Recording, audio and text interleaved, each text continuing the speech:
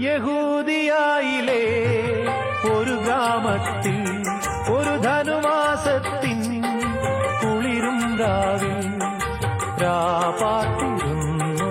രജപാലകർ ദേവനാദം കേട്ടു ആമോദരാ സ്വർണരാജികൾ വിടരും വാനി വെള്ളിമേഘങ്ങൾ ഒഴുകും രാവിൽ താരക രാജകുമാരിയോടൊത്തന്നു തിങ്കൾ കലപാടി ഗ്ലോറിയ അന്നു തിങ്കൾ കലപാടി